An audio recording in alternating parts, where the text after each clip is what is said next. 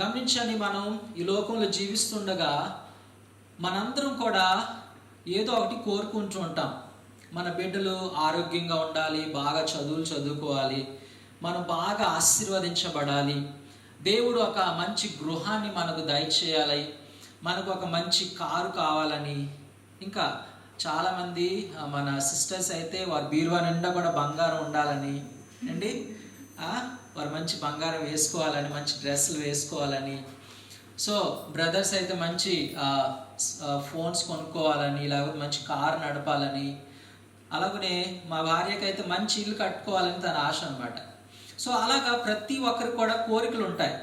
దాంతోపాటు మనము క్షేమంగా ఉండాలి, మనకు భద్రత కావాలి, మంచి ఆరోగ్యం కావాలి, మనకి ఎటువంటి లోటు ఉండకూడదు అని మనం అనేకమైనటువంటి ఆశలు మన జీవితంలో పెట్టుకుంటాం.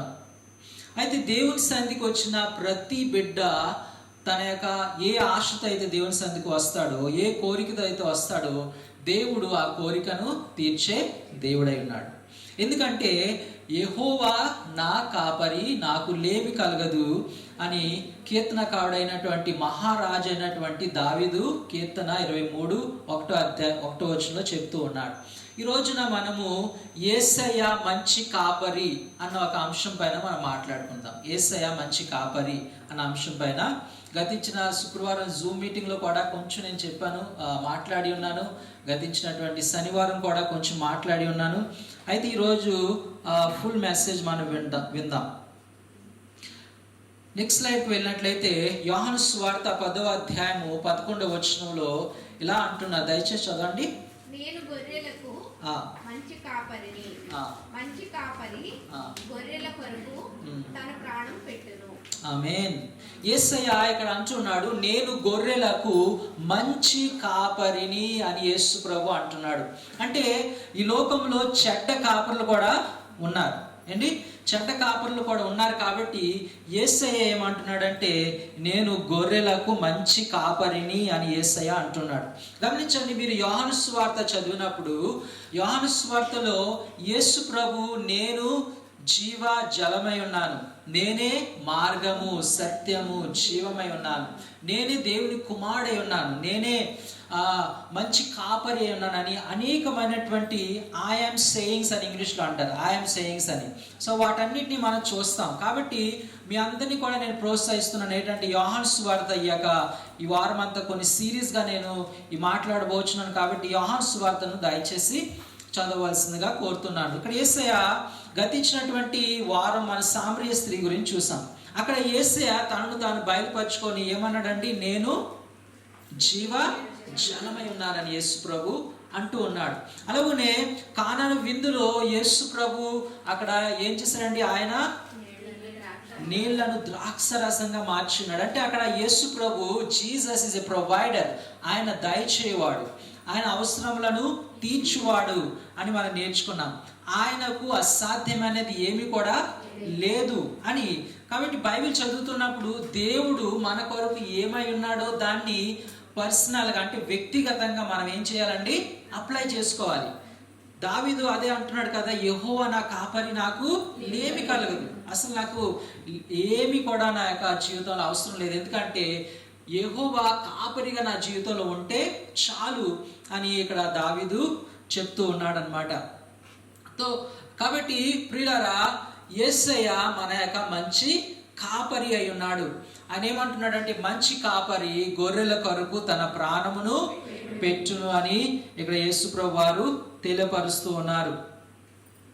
ఒకవేళ మనం గొర్రెల కాపరి యొక్క పనిని చూసినట్లయితే, వారి యొక్క కర్తవ్యాన్ని చూసినట్లయితే, గొర్రెల కాపరులు ఏం చేస్తారండి, గొర్రెలను కాచుకుంటారు, వారిని నడిపిస్తాడు. ఎక్కడ నడిపిస్తాడు, పచ్చిక గల చోట్లను నడిపిస్తాడు అనమాట.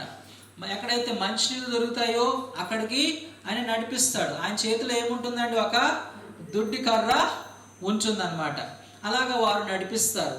వీళ్ళు పాపం ఎండలో అయినా వానలో అయినా ఎలాంటి సమయం అయినా సరే వాళ్ళు ఏం చేస్తారు, రోజు కూడా మీరు ఒకవేళ ఈ యొక్క విలేజ్ అట్మాస్ఫియర్లో ఉన్నట్లయితే, గ్రామాల్లో ఉన్నట్లయితే, వాళ్ళు ఏం చేస్తారు, ఉదయాన్నే వెళ్ళిపోతారు, క్యారేజీలు కట్టుకొని, మనుషులు పట్టుకొని వెళ్ళిపోయి రోజంతా కూడా వాటిని ఏం చేస్తారండి, వాటిని కాపుతారనమాట. వారికి కాపుదల దయచేస్తారు. వారికి కావాల్సిన ఎక్కడైతే మనుషులు ఉంటే అక్కడ నడిపిస్తాడు. కాబట్టి మొత్తం జాబ్ ఎవరిదండి? మొత్తం కర్తవ్యం ఎవరిది? కాపరి పైన ఉంది.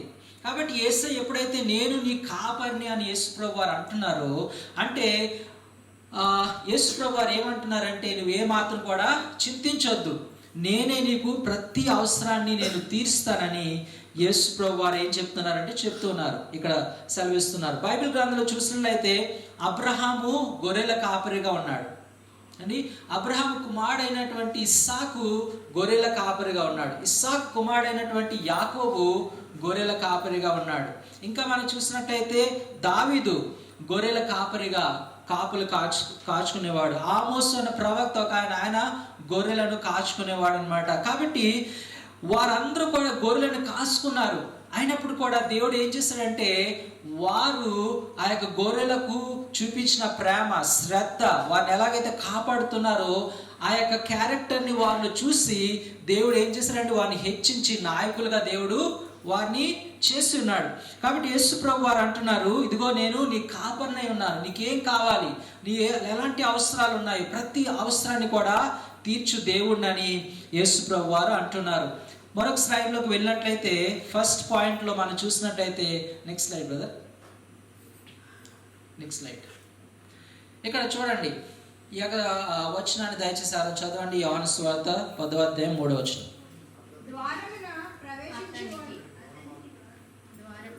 అతనికి ద్వారపాలకుడు తలుపు తీయును, గొర్రెలు అతని స్వరం వినును.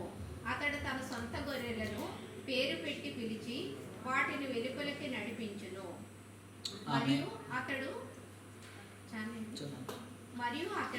తన సొంత గొర్రెలన్నిటినీ వెలుపలికి నడిపించినప్పుడల్లా వాటికి ముందుగా నడుచును. గొర్రెలు అతని స్వరం ఎరుగును కనుక అవి అతన్ని వెంబడించును. అన్యుల స్వరము అవి ఎరుగవు కనుక అన్యుని ఎంత మాత్రమును వెంబడింపక వాని యొద్ద నుండి పారిపోవునని మీతో నిశ్చయముగా చెప్పుచున్నానని వారితో అనెను. ఆమేన్. సో ఇక్కడ యేసు ప్రభు వారు ఏమంటున్నారంటే నా గొర్రెలు ఎవరో నాకు తెలుసు, వారి పేర్లు ఏంటో తెలుసు, వారికి ఉన్నటువంటి సమస్య ఏంటో నాకు తెలుసు అని యేసు ప్రభు ఇక్కడ స్పష్టంగా చెప్తున్నాడు. గొర్రెలు అతని స్వరము వినును అని ఇక్కడ దేవుని వాక్యము సెలవిస్తుంది. కాబట్టి యేసు ప్రభు మనం ఎవరో అని తెలుసు. అలాగనే మనము కూడా ఏం చూపించాలండి? తన స్వరాన్ని మనం తెలుసుకోవాలి. యేసు ప్రభు స్వరాన్ని మనం కనుక్కోవాలి. అంటే ఆయన యొక్క వాక్యానుసారంగా మనం ఏం చేయాలి? నడుచుకోవాలి. వినటం మాత్రమే కాదు, సంఘానికి వచ్చి మనం విని దాన్ని మర్చిపోవడం మాత్రమే కాదు. అంటే ఎందుకండి కొంతమందికి ఏమవుతుందంటే ఒక చెవి నుండి విని మరొక చెవి నుండి విడిచిపెట్టేస్తుంటారు. అలాంటి వారిగా మనం కాకుండా దేవుని యొక్క స్వరాన్ని, అంటే దేవుని యొక్క వాక్యాన్ని మనం విని దాని ప్రకారంగా చేయువారుగా మనము ఉండాలి. అతడు తన సొంత గొర్రెలను పేరు పెట్టి పిలుచును అని అంటున్నాడు అనమాట. యేసయ్య అంటున్నాడు, నువ్వెవరో తెలుసు, నీ సమస్య ఏంటో తెలుసు, నీకున్నటువంటి ఇబ్బంది ఏంటో దేవునికి తెలుసు అని యేసు ప్రభు వారు అంటున్నారు అనమాట. వాటిని వెలుపలకి నడిపించును అంటే తండ్రి యొద్దకు, దేవుని యొక్క ఆశీర్వాదంలోనికి, దైవికమైనటువంటి ఆశీర్వాదంలోనికి యేసయ్య నడిపించును. అయితే యేసయ్య నువ్వెవరో యేసయ్యకి తెలుసు, కానీ యేసయ్య ఎవరో నీకు తెలుసా? యేసయ్య నీకు చేయగలిగే కార్యములు, ఆయన ఎంత గొప్పవాడో, ఆయన ఎలాంటి కార్యములు నీ జీవితంలో చేయగలడో నీకు తెలుసా ఆయన్ని? కాబట్టి ఆయన్ని నువ్వు తెలుసుకోవాలి ప్రియమైన దేవుని బిడ్డ. రెండో పాయింట్లోకి వెళ్ళినట్లయితే, రెండో స్లైడ్లో చూసినట్లయితే ఇక్కడ మరొక వచనంలో 10వ అధ్యాయము 14-15లో మనం చూసినట్లయితే, నేను గొర్రెల మంచి కాపరిని చదవండి.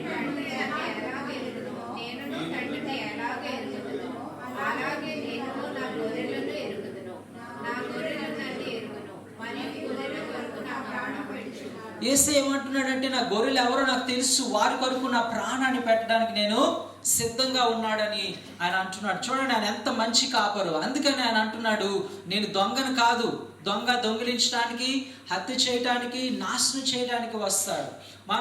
మనందరం కూడా ఎవరో ఎంప్లాయీస్ కింద మనం పనిచేస్తున్నాం కదండి. మన పైన బాసెస్ ఉన్నారు, ఎంప్లాయర్స్ ఉన్నారు. అందరూ కూడా మంచివారు కాదు. అందరూ కూడా మంచివారు కాదు. కానీ యేసు ప్రభువు అంటున్నాడు, నేను ఒక మంచి కాపరిని అంటున్నాడు. గమనించండి, అలాగే సంఘాల్లో అనేకమైనటువంటి పాస్టర్స్ ఉంటారు కదా, దేవుని యొక్క సేవకులు ఉంటారు. అందులో అందరూ కూడా మంచివారనే మనం చెప్పగలమండి? చెప్పలేము. అసలు బైబిల్ ఏం చెప్తుందంటే, ఈ లోకంలో మంచివారు ఒక్కరు కూడా లేరు అని బైబిల్ చెప్తుంది. ఓకే, సో కాబట్టి నేను మంచివాడని నేను మీకు 100% నేను గ్యారంటీ ఇవ్వలేను. ఏ పాస్టర్ కూడా, ఏ కాపరి కూడా మీకు 100% మంచివాళ్ళని చెప్పి ఎవరు కూడా ఇవ్వలేరు. ఎందుకంటే ప్రతి వ్యక్తిలో లోపాలు ఉంటాయి, ప్రతి వ్యక్తిలో బలహీనతలు ఉంటాయి. కానీ యేసయ్యను మనం చూసినప్పుడు ఆయనలో ఏ బలహీనతలు కనిపించవు. ఆయన మనలను మధ్య దారిలో విడిచిపెట్టి వెళ్ళే దేవుడు కాదు. శిష్యులు ఆ యొక్క తుఫాన్లో, ఆ యొక్క పడవలో వారు ఇదైపోయినప్పుడు యేసు ప్రభు వారు ఏం చేశారండి? వారిని వెళ్ళి రక్షించి ఉన్నాడని దేవుని యొక్క వాక్యము సెలవిస్తుంది. కాబట్టి ఆయన సముద్రం మధ్యలో లేక సమస్య మధ్యలో మనల్ని విడిచిపెట్టి వెళ్ళిపోయే దేవుడు కాదు. రెండో స్లైడ్లోకి వెళ్ళినట్లయితే, ఇక్కడ చూసినట్లయితే దయచేసి చదవనమ్మా.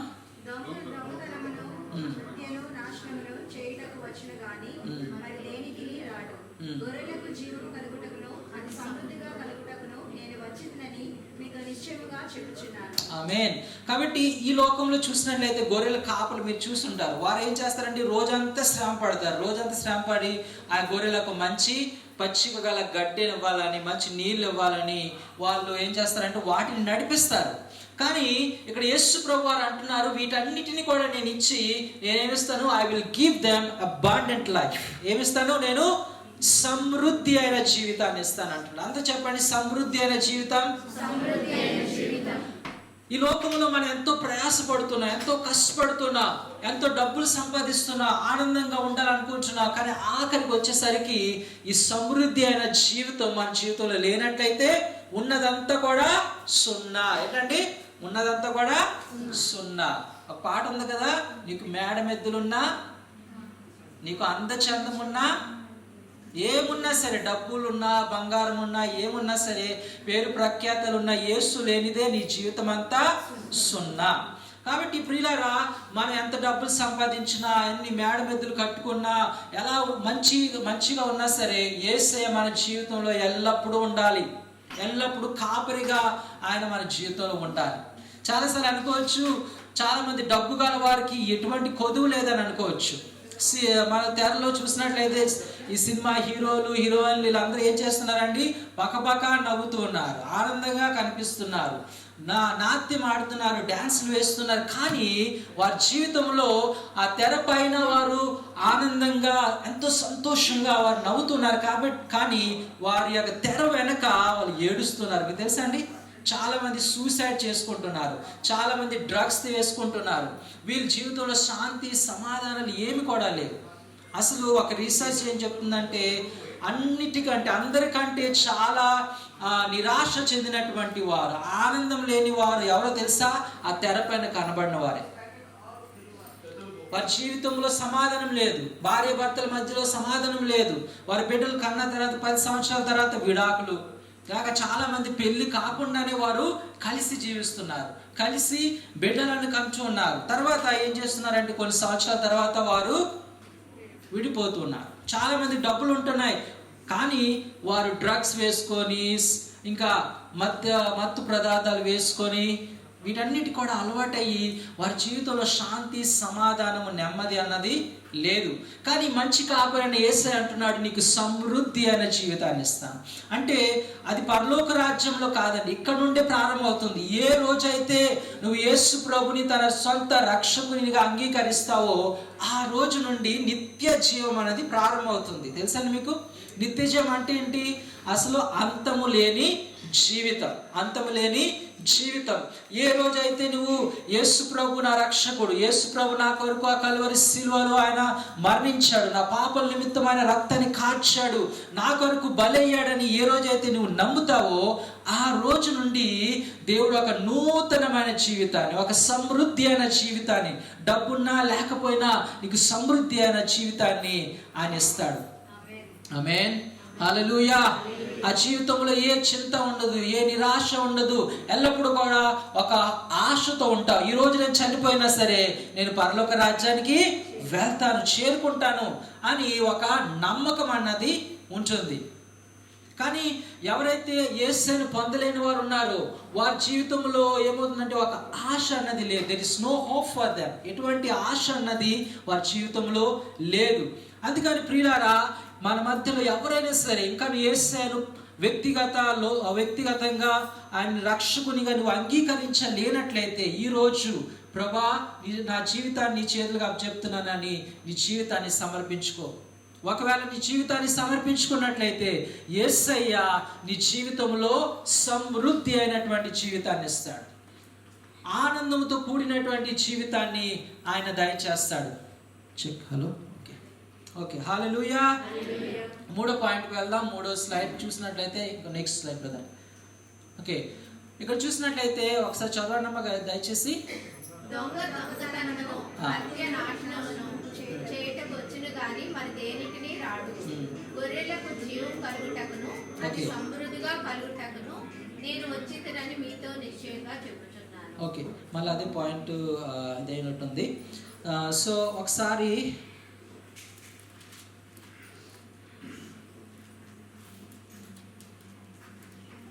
ఓకే 17వ వచనాన్ని చదవనమ్మా. 17వ వచనాన్ని ఒకసారి దయచేసి. 17 నేను దాని మరణ తీసుకున్నట్లు నా ప్రాణము పెట్టుచున్నాను, ఇందువలననే నా తండ్రి నన్ను ప్రేమించుచున్నాడు.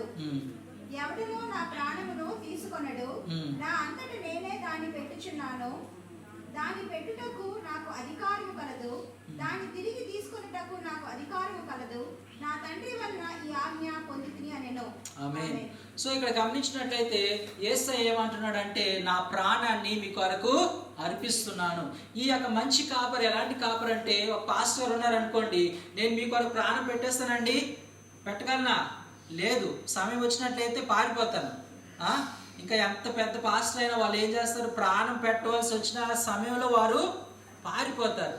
కానీ ఈ యొక్క మంచి కాపరి అయితే ఏం చేశాడండి, తన గొర్రెల కొరకు అంటే మన కొరకు తన ప్రాణాన్ని అర్పించడానికి ఆయన ముందుకు వచ్చి ఉన్నాడు. అయితే ఆయన సిలువలో 2000 సంవత్సరాల క్రితం ఆయన తన యొక్క ప్రాణాన్ని పెట్టి ఉన్నాడు. కావున ప్రియులారా, ఆ యొక్క మంచి కాపరి మన ప్రతి అవసరాన్ని ఆయన తీర్చు దేవుడై ఉన్నాడు. ఎటువంటి అవసరమైనా చింతించకుండా ఆయన చేతికి మనము అప్పచెప్పినట్లయితే ఆయన మన యొక్క అవసరాన్ని తీర్చువాడు. The Lord is my shepherd, యెహోవా నా కాపరి అనగా అక్కడ ఒక సంబంధం అనేది కనిపిస్తుంది. ఏంటి, మనకును యేసయ్యకు ఉన్నటువంటి సంబంధం. ఆయన ఒక విగ్రహం కాదు, లేక ఆయన ఒక పండితుడు కాదు, లేక చనిపోయినటువంటి ఒక సెయింట్ కాదు. యేసయ్య నిన్న నేడు నిరంతరము సజీవంగా ఉన్నటువంటి యేసు ప్రభు అయినారు. ఆయన నీతో మాట్లాడే దేవుడు. హల్లెలూయా. ఆయన నీతో మాట్లాడే దేవుడు. నీవు ఆయన స్వరాన్ని వినగలవు. అయితే నాకు లేమి కలగదు అంటే సప్లై అంటే ఆయన ప్రతిదీ సరఫరా చేసేవాడు. ప్రతి అవసరాన్ని తీర్చు దేవుడు. నీ హృదయ వాంఛలను తీర్చు దేవుడు. నేను దినాన్న సాటర్డే మీటింగ్లో చెప్పాను ఏంటంటే, కొన్ని వారాల క్రితం నేను అమ్మాటిలో ప్రయాణం చేస్తున్నాను. సండే సర్వీస్ తర్వాత ప్రతి సండే అమ్మాటి ఎలా ఉంటుందంటే ఫుల్గా ఉంటుంది, జనాలు కిక్కిరిసిపోయి ఉంటారు. అయితే రోజంతా అలసిపోయిన తర్వాత మనం ఆ అమ్మాటిలో అడుగు పెట్టిన తర్వాత కూర్చోవాలనిపిస్తుంది.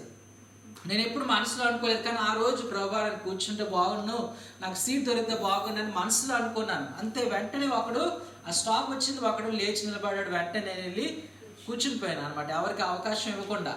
ఓకే, సో దేవుని ప్రార్థన చేసినప్పుడు దేవుడు ఏం చేస్తాడంటే మన హృదయ వాంఛలను తీర్చు దేవుడు. నేను హృదయంలో అనుకున్నాను అంతే. కాబట్టి మన హృదయ వాంఛలను అని ఎరిగినటువంటి దేవుడు. ఒకసారి అయితే నేను అస్సాం ప్రాంతంలో నార్త్ ఈస్ట్లో సేవ చేస్తుండగా నాకు అట్టిపళ్ళు తినాలనిపించింది. అయితే అదే రోజు సాయంత్రం ప్రార్థన సమయంలో ఒక విశ్వాసులు ఏం చేస్తారంటే ఒక డజన్ అట్టిపళ్ళు తీసుకొచ్చి వారు నాకు ఇచ్చారు. హల్లెలూయా. కాబట్టి మన హృదయ వాంఛలను, యాపిల్ పళ్ళు తీసుకురావచ్చు కదా, అట్టిపళ్ళని తీసుకొచ్చారండి. మన హృదయ వాంఛలను తీర్చు దేవుడై ఉన్నాడు. He maketh me to lie down in green pasture. పచ్చిగా గల చోట్లను ఆయన నన్ను పరుండ చేయించున్నాడు. అంటే విశ్రాంతి, ఆయన విశ్రాంతిని ఇస్తాడు.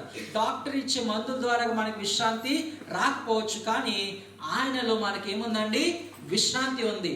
శాంతికరమైన జలముల యొద్ద నన్ను నడిపించును అంటే రిఫ్రెష్మెంట్ అన్నమాట. మనకు కావలసినటువంటి రెస్ట్ దేవుడు ఏం చేస్తాడంటే ఆ కాపరి ఇస్తాడు అని ఇక్కడ దావీదు చెప్తున్నాడు. ఇంకా చదువుదాం.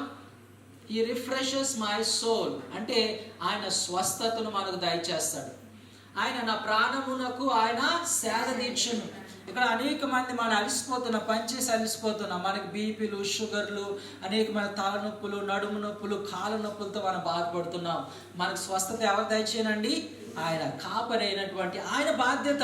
ప్రభా నీ బాధ్యత, విశ్రాంతి దయచేయడం నీ బాధ్యత, రిఫ్రెష్మెంట్ దయచేయడం నీ బాధ్యత ప్రభా అని చెప్పి మనం ఆయన చేతికి అప్పచెప్పాలి. ఇంకా ఏమంటుంది ఇక్కడ? తన నామమును బట్టి నీతి మార్గములో నన్ను నడిపించును అంటే తను మనకి ఏం దయచేస్తాడంటే గైడెన్స్, నడిపింపును దయచేస్తాడు. మనం ఏం చేయాలో ఏం చేయకూడదు. గతించిన కొన్ని వారాలు బట్టి మేము చాలా డబ్బు కలిగినటువంటి ఒక ఆయన దగ్గరికి వెళ్ళి మేము పరిచయం చేస్తున్నాం, ఆయన కొరకు ప్రార్థన చేస్తున్నాం. అయితే ఆయన ఈరోజు కూడా ఇంగ్లీష్ సర్వీస్కి వచ్చారనమాట. ఆయన చాలా 3 కంపెనీలు నడిపించారట సింగపూర్లో. కానీ సరైన నడిపింపు లేక 3 కంపెనీలు కూడా ఆయన ఏం చేశారండి? అమ్మేశాడు. ఇప్పుడు డబ్బులు లేక అనేకమైన అప్పుల బాధలతో ఇంకా అనేకమైన ఆర్థికమైన ఇబ్బందులతో బాధపడుతున్నాడు. సరైనటువంటి నిర్ణయాలు తీసుకోవడానికి దేవుడు ఏం చేస్తాడంటే మనకు గైడెన్స్ దయచేస్తాడు, మార్గదర్శకత్వాన్ని ఆయన దయచేస్తాడు. ఆయన నామం కొరకు ఆయన దయచేస్తాడు. నెక్స్ట్ స్లైడ్కి వెళ్దాం. తర్వాత ఏముంటుంది? గాఢందపు కారపు లోయలో నేను సంచరించినను, ఏ అపాయం నాకు భయపడను, నీవు నాకు. కాబట్టి అక్కడ మనం తన యొక్క నమ్మకత్వాన్ని మనం చూడొచ్చు. అక్కడ దేవుడు మనకు క్రమశిక్షణ ఇస్తున్నట్టు చూడొచ్చు. కాపరి చేతిలో ఎల్లప్పుడు ఏముంటుందండి? దుడ్డుకారు ఉంటుంది. మీరు ఎప్పుడైనా సరే గొర్రెల కాపర్లు ఆ దుడ్డుకారుతో గట్టిగా కొట్టినట్టు మీరు చూసారండి? చూడలేదు. అలా టచ్ చేస్తాడంటే టచ్ చేసుకొని నడిపిస్తాడు అంతే. అది ఆవుల్ని నడిపించే కాపర్లు చూసారండి? వాళ్ళని ఇష్టం వచ్చినట్టు కొట్టి తనినా సరే అవి ఏం చేస్తాయి? అవి కథలు అలా రోడ్డు మీద ఉంటాయి. నేను ఛత్తీస్గఢ్లో సేవ చేస్తున్నప్పుడు ఆ రోడ్లు గుండా, విలేజెస్లో రోడ్లు గుండా వెళ్ళాలంటే ఇవన్నీ ట్రాఫిక్ పోలీసులాగా అలాగా పడుకొని ఉంటాయి అన్నమాట. ఎంత హార్న్ చేసినా సరే, కొన్నిసార్లు కారుతో దాన్ని గుద్ది ఎన్నిసార్లు గుద్దినా సరే అవి అక్కడ నుండి కథలు. సో అయితే ఇక్కడ చూసినట్లయితే మంచి కాపరి ఏం చేస్తాడంటే ఆ దుట్టి కర్ర పట్టుకొని మనలను నడిపిస్తాడంటే టచ్ చేస్తాడు స్లోగా. కొన్నిసార్లు అందుకని మన జీవితంలో కొన్నిసార్లు దేవుళ్ళు బాగా ఉన్నా సరే కొన్ని ఇబ్బందులు మన జీవితంలో వస్తాయి. కానీ మనం వాటన్నిటికీ కూడా మన క్రమశిక్షణ కొరకు దేవుడు మనల్ని పరీక్షిస్తాడు. గొప్ప మహాభక్తుడైనటువంటి అబ్రహామును దేవుడు ఏం చేశాడండి? పరీక్షించాడు. కాబట్టి పరీక్ష తర్వాత ఆశీర్వాదం వస్తుంది. ఏమొస్తుంది? ఆశీర్వాదం వస్తుంది. కాబట్టి పరీక్ష వచ్చినప్పుడు మనం ఏమాత్రం కూడా కంగారు పడకుండా ఆ కాపరి అయినా తన పైన నమ్మకాన్ని ఉంచి మనం ముందుకి కొనసాగిపోవాలి. 5వ వచనం, నా శత్రువుల ఎదుట నీవు నాకు భోజనము సిద్ధపరచుదువు. ఆమేన్. చూడండి, మన దేవుడు ఒక్కడే శత్రువుల ఎదుట భోజనమును సిద్ధపరిచే దేవుడు. మన శత్రువులను మిత్రులుగా చేసే దేవుడు, మన శత్రువులను వంకేటట్లు చేసే దేవుడు, మనను అసహించుకుంటున్నటువంటి వారిని మన కాళ్ళ దగ్గరికి తీసుకొచ్చే దేవుడు. హల్లెలూయా. కాబట్టి అయితే ఆయన నీ కాపరిగా ఉండాలి. ఎప్పుడైతే ఆయన నీ కాపరిగా ఉంటాడో నీకు శత్రువులైన వారు, ఎవరైతే నేను ఇష్టపడట్లేదో, ఎవరైతే నీ గురించి అనేకమైనటువంటి చెడు ఆలోచనలు కలిగి ఉన్నారో వారందరినీ కూడా దేవుడు ఏం చేస్తాడంటే నీ కాళ్ళ దగ్గరికి తీసుకొస్తాడు. ఎందుకంటే ఆయన మన దేవుడై ఉన్నాడు. ఆయన ఒక ఆశను దయచేసేవాడు, సమృద్ధిని దయచేసేవాడు. నా తల అంటి ఉన్నావు, నా గిన్నె నిండి పొర్లుచున్నది అంటే మనలను ప్రత్యేకపరుస్తాడు. దేవుని వాక్యం చెప్తుంది కదా, మీరు ప్రత్యేకమైన జనాంగమై ఉన్నాం. మన పరిశుద్ధమైన జనాంగం, ప్రత్యేకమైనటువంటి జనాంగంగా దేవుడు మనలను వేరుపరిచున్నాడు ప్రియులారా. కావున ఆయన సమృద్ధిని మనకు దయచేస్తాడు, ఒక ఆశను కలుగజేస్తాడు, మనలను ప్రత్యేక పరిచి దేవుడు సహాయం చేస్తాడు. ఆ రోజుల్లో గొర్రెలు ఒకవేళ అవి ఎక్కడైనా పడిపోయినా కాళ్ళ పైన ఏమైనా గాయములైనా సరే వాళ్ళు ఏం చేసేవారండి? ఆ నూనెని తీసుకొని వాళ్ళు మసాజ్ చేసేవారంట, రాసేవారు అనమాట. దాన్నే ఇంగ్లీష్లో అనాయింట్ అంటారనమాట. సో వారిని అలా చేసినప్పుడు అవి ఏమవుతున్నాయంటే ఆ స్వస్థతను పొందుకు ఉంటాయి. సో మనలను కూడా దేవుడు అదే అంటున్నాడు, నువ్వు ఒకవేళ అనారోగ్యంగా ఉన్నట్లయితే, గాయపడినట్లయితే దేవుడు నీకు స్వస్థతను దయచేస్తాడు. 6వ వచనాన్ని చదువుకుందాం. నేను కృపాక్షేమములే నా వెంట వచ్చును, చిరకాలము యెహోవా మందిరంలో నేను నివాసము చేసేదాం. సో ఇక్కడ దేవుడు బ్లెస్సింగ్, దీవెనల గురించి మాట్లాడుతున్నాడు. అంటే కాపరి దీవెనలు ఇస్తాడు, భద్రత, సెక్యూరిటీ దేవుడు దయచేస్తాడు, శాశ్వతమైనటువంటి జీవితాన్ని మనకు ఆ కాపరి మనకు దయచేస్తాడు. ఇవన్నీ బాగున్నాయి, ఇవన్నీ మనం కోరుకుంటాం కదా మన జీవితంలో, ఇవన్నీ మనకు కావాలి. ఇవన్నీ కావాలంటే మనకు యెహోవా కాపరి అయి ఉండాలి. హల్లెలూయా. అందరూ చెప్తా, యెహోవా నా కాపరి, నాకు లేమి కలగదు.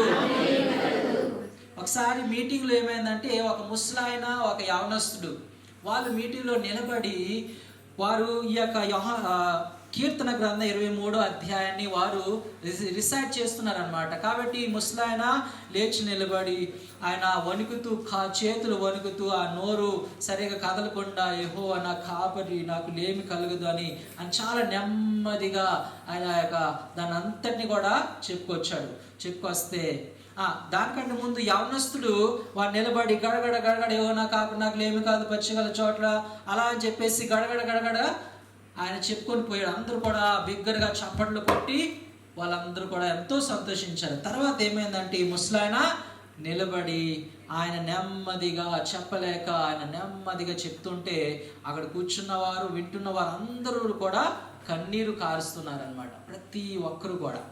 అప్పుడు ఎవరో అడిగారనమాట, ఏంటి ఇద్దరిలో ఏంటి తేడా? ఆ యవనస్తుడు చెప్పగానే అందరూ చప్పళ్ళు కొట్టారు. అయితే ముసలాయన చెప్తే వారు ఏం చేశారు? వారు కన్నీరు కార్చారు. అయితే వాళ్ళు అన్నారట, ఈ యొక్క యవనస్తునికి ఆ కీర్తన 23 తెలుసు, కానీ ఆ ముసలాయనికి, వృద్ధునికి ఆ కీర్తనలో ఉన్నటువంటి ఆ యొక్క కాపరి తెలుసు అని వాళ్ళు అన్నారనమాట. కాబట్టి ఇప్పుడు మనందరం అన్నాం కదా, యెహోవా నా కాపరి, నాకు లేమి కలుగుదని. నిజంగా ఆ కాపరి నీకు తెలుసా లేదా? వ్యక్తిగతంగా ఆ కాపరిని మనం కలిగి ఉన్నామా లేదా ఒకసారి పరిష్కరించుకుందాం. దయచేసి అందరూ కళ్ళు మూసుకొని మన జీవితాలను సమర్పించుకుందాం. నీ జీవితంలో సమృద్ధి కావాలని మనం కోరుకుంటున్నాం. నాకు దీవెనలు కావాలి, నాకు ఒక ఆశ కావాలి అని మనందరం కూడా ఒక భద్రత నా జీవితంలో కావాలి. నా అప్పులన్నీ తీరిపోవాలి, నా బాధలన్నీ తీరిపోవాలి, నా బిడ్డలు క్షేమంగా ఉండాలి, నేను క్షేమంగా ఉండాలి, నేను ఆరోగ్యంగా ఉండాలి, నేను మంచి ఇల్లు కట్టుకోవాలి అని మన ఎల్లప్పుడు కూడా అనేకమైన ఆశలు కలిగి ఉన్నాం. అయితే ఇక్కడ బైబిల్ ఏం చెప్తుందంటే, యెహోవా నీ కాపరి అయినట్లయితే నీకు ఏమి కూడా లేమి కలగదు అని దేవుని వాక్యం సెలవిస్తుంది. ఆయన నీ కాపరిగా ఉన్నట్లయితే నీకు సమృద్ధి అయిన జీవితాన్ని ఆయన దయచేస్తాడు. నీ అనారోగ్యాలన్నిటిని కూడా దూరపరుస్తాడు. ఆయన నీకు ఆరోగ్యాన్ని దయచే దేవుడై ఉన్నాడు. కాబట్టి ఆయన యందు నమ్మకం ఉంచుతాం ప్రతి ఒక్కరు. ప్రభువా నువ్వు నా కాపరిగా ఉండండి, యెహోవా నువ్వు నా కాపరిగా ఉండండి, యేసయ్య నువ్వు మంచి కాపరి అని నీ వాక్యంలో సెలవిస్తున్నాం. ఈరోజు ప్రభువా నాకు రక్షణను దయచేయండి, యేసయ్య నాకు స్వస్థతను దయచేయండి, నాకు ఉద్యోగాన్ని దయచేయండి ప్రభువా, నా బిడ్డలకు మంచి రిజల్ట్ దయచేయండి ప్రభువా. యేసయ్య నువ్వు నా కాపరి కాబట్టి నీ అందు నేను నమ్మకం ఉంచుతున్నాను. నాకు లేమి కలుగదు ప్రభువా, నాకు లేమి కలుగదు. దేన్ని బట్టి నేను ప్రభువా వరి అవును చింతించిన ప్రభువా, ఈ రోజు నుండి నా భారం అంతా కూడా నీ పైన వేస్తున్నాను యేసయ్య. నా అవసరాన్ని తీర్చవలసిన బాధ్యత నీదై ఉన్నది ప్రభువా, నన్ను స్వస్థపరిచే బాధ్యత నీదై ఉన్నది ప్రభువా, నన్ను దీవించే బాధ్యత నీదై ఉన్నది ప్రభువా. యేసయ్య నీ పైన నేను నమ్మకం ఉంచుతున్నాను అని ప్రతి బిడ్డ కూడా దేవుని సన్నిధిలో ప్రార్థన చేద్దాం.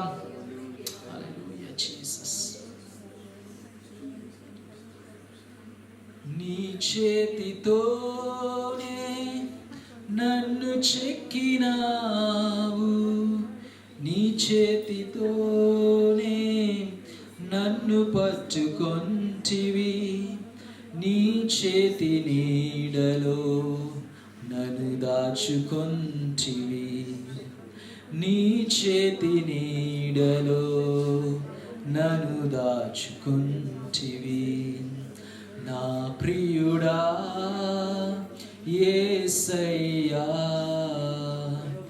నీ కృప లేనిదే నీ బ్రతుకలేను క్షణమైనా నీ బ్రతుకలేను నా ప్రియుడా యేసయ్యా నీ కృప లేనిదే నీ బ్రతుకలేను క్షణమైనా నీ బ్రతుకలేను.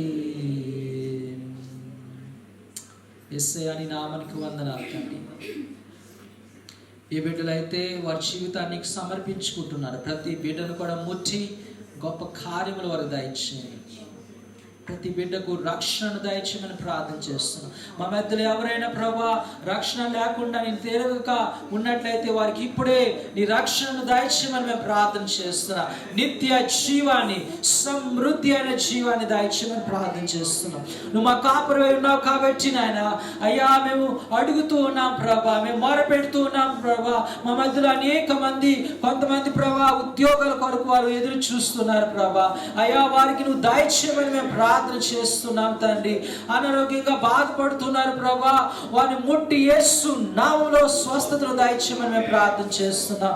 అనేకమైన బాధలతో నాయన నెమ్మది లేక ప్రభా వారు ఉంటుండగా, చింతతో యాంగ్జైటీతో ప్రభా వారు బాధపడుతుండగా ప్రతి చింతను యేసు నామములో దూరపరచమని ప్రార్థన చేస్తున్నాం. నీ బిడ్డలకు శాంతిని దయచేయండి, సమాధానాన్ని దయచేయండి, నెమ్మదిని దయచేయమని మేము ప్రార్థన చేస్తున్నాం తండ్రి. నీ రక్షణను వారికి దయచేయమని ప్రార్థన చేస్తున్నాము తండ్రి. నీకు స్తోత్రాలు. నీకే మహిమ ఘనత ప్రభావం తెలియజేస్తూ యేసు నామములో అడుగుచున్నాము తండ్రి. ఆమేన్ ఆమేన్. దేవుడు ఈ యొక్క వాక్యాన్ని మన విడికిల్లో దీవించును గాక. ఆమేన్ ఆమేన్.